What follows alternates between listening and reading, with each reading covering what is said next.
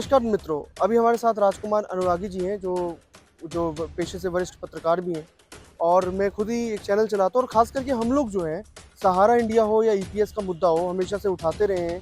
लेकिन अभी रिसेंटली ये सहारा इंडिया वाला जो है मामला बहुत ज़्यादा हाइलाइट हुआ है। रवीश कुमार जी ने भी इसके ऊपर वीडियो बनाया, उन्होंने बहुत अच्छे से व्याख्या की है कि इसमें क्या होगा, कैसे मिलेगा उन लोगों को पैसे। लेकिन एक बात तो अनुरागी जी आप मानते हैं कि सहारा वालों को कहीं न कहीं सरकार ने ठगा है, कि जिस तरीके से पोर्टल को बनाने की दावा की उन्होंने, उसके बाद उनकी डॉक्यूमेंट वेरिफिकेशन को लेकर के, तो क्या जिस तरीके से क्या सहारा वालों का जो पैसा फँसा हुआ है, आपके हिसाब से आपको क्या लगता है कि उनके पैसा कभी वापस आएगा? देखिए सबसे पहले तो हुँ, स्वागत है आप सभी का। हुँ, ये जो सहारा का मामला है, हुँ, ये मामला कहीं न कहीं ये बात सही है कि सरकार और जो सहारा है हुँ, उसके बीच में जो निवेशक हैं वो फँसे हुए हैं। बिल्कुल। और निवेशकों को कहीं भी एक उम्मीद की किरण दिखती है, वो लोग वहाँ चले जाते हुँ, हैं। अभी आप देखेंगे तो लगातार 3 दिन सुप्रीम कोर्ट में हुँ, इसकी सुनवाई चली। सुनवाई हुई। हाँ, 3 दिन सुनवाई चली और हुँ, लगभग 250 से ज़्यादा हुँ, केस देश भर से वहाँ हुँ, आए थे। हुँ, सबको एक साथ उन्होंने सुना। हुँ, अभी कुछ केस पेंडिंग हैं और वो हुँ, 15 तारीख को हुँ, सुनवाई है हुँ, उसकी। सहारा को उसमें सुप्रीम कोर्ट ने कहीं भी रिलैक्सेशन नहीं नहीं दी। दिया।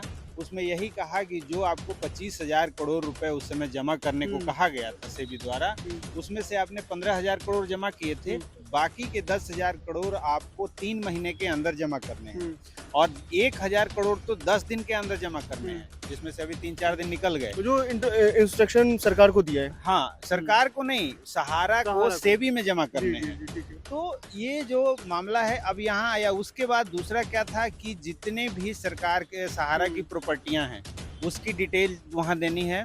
ऊपर से जो डायरेक्टर्स, बोर्ड ऑफ डायरेक्टर्स उनके हैं, हुँ, उन सारे डायरेक्टरों की सूची देनी है। हुँ।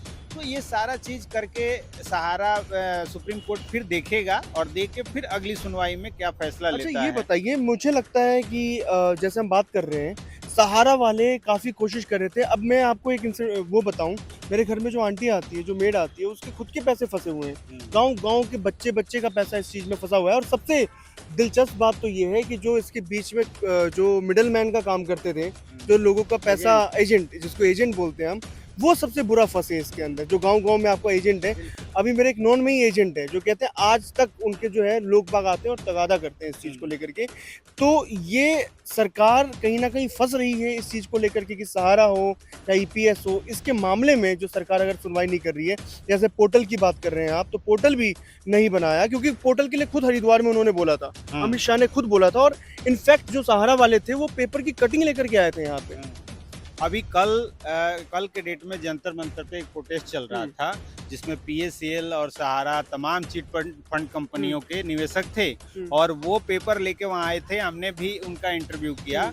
उसमें वो लोग कह रहे थे हम निर्मला सीतारमण जी संसद में बोली हुँ, हैं हुँ, कि पेपर लेके आओ और पैसा ले जाओ। हुँ। तो हम पेपर लेके आए हैं। पेपर लेकर के आए हाँ, हैं। वो पेपर सब लेके आए हैं हाँ, कि हम पेपर लेके आए हैं। अभी हम ढूँढ रहे हैं कि निर्मला जी कहाँ हैं, हाँ, हाँ, कहाँ उनसे मिलना है, हम हाँ, लेके और पैसा ले लेंगे। हाँ, तो जो लोग हैं देश भर से एक-एक करके इकट्ठे हो रहे हैं हाँ, और आने वाले समय में ये सरकार के लिए बहुत ज़्यादा सरदर्द बनेगा। हुँ। क्योंकि अभी तमाम कई राज्यों में लगातार चुनाव हो रहे चुनाव हैं, बिल्कुल, हैं बिल्कुल। और इस चुनाव और में लोकसभा में जिस तरह से उन्होंने इनको अंदर किया है 400 का टारगेट के अंदर। अनुरागी जी, मैं तो ये सोच रहा हूँ कि झारखंड हो या बिहार हो, सबसे ज़्यादा लोग जो है, सबसे ज़्यादा निवेशक जो हैं, इसी राज्य में हैं। झारखंड, बिहार में, महाराष्ट्र में। अब इन राज्यों में आने वाले टाइम में चुनाव होना है लोग विधानसभा का। विधानसभा में कितना इनको खामियाजा भुगतना पड़ेगा इस चीज़ को, भारतीय जनता पार्टी को, बूढ़े बुजुर्गों का? नहीं, ये बिल्कुल सही है और वो निवेशक कह रहे हैं, अब जो प्रदर्शनकारी हैं वो सीधे कह रहे हैं हुँ, कि अगर हमारा पैसा अब नहीं मिलता है हुँ, तो अब हम सरकार को जवाब अब अपने वोट से देंगे हुँ, और इनको एकदम उत्तर प्रदेश में कल बात हो रही थी कि उत्तर प्रदेश में जो आगामी 27 में चुनाव है, हुँ, हुँ। उसमें हम आने नहीं देंगे बीजेपी को। तो कहीं न उत्तर कहीं प्रदेश के लोग सरकार तो जो देखिए है। एनटीपीसी हो जाए या भूमि अधिग्रहण का मामला हो जाए जैसे ग्रेटर नोएडा में है, किसान तो उससे भी परेशान है। किस गन्ने का जो रेट है उससे भी किसान परेशान है कि गन्ने का रेट जो है सही मूल्यांक नहीं किया गया गन्ने का रेट का। तो तमाम तरह एमएसपी, से हाँ, तमाम एमएसपी को लेके भी मामला है। हुँ, तो ये जो सहारा और चिट फंड कंपनियों का जो मुद्दा है, ये हुँ, आने वाले चुनाव में हुँ। काफ़ी प्रभावी रहेगा और आने वाले चुनाव में सरकार को इसका करना भुगतान करना पड़ेगा। करना पड़ेगा। लेकिन एक बात देखिए ना हैरानी की बात होती है कि बूढ़े-बुजुर्ग और इतने बड़े-बड़े तमाम बड़े-बड़े राज्यों से जो हैं, बूढ़े-बुजुर्ग आते हैं, रोज़ आ रहे हैं और इनफैक्ट अगर आप डाटा निकालेंगे तो रोज कोई ना कोई मर रहा है, रोज किसी ना किसी की डेथ हो रही है या आत्महत्या कर रहा है कोई सहारा में। सोचिए कि किसी के लाखों लाखों रुपए जो सहारा में फंसे हुए थे, वो 10,000 रुपए लेकर के कैसे शांत रह सकते हैं? अमित शाह के ऊपर सबसे बड़ा सवाल उठ रहा है। नहीं, ये बात सही है कि एक तो इन्होंने पोर्टल लॉन्च किया, पोर्टल में भी लिमिटेशन कर दी कि 10,000 रुपए मिलेंगे। जिसके 10,000 है उसको भी 10,000, जिसके 10 करोड़ है उनको भी 10,000।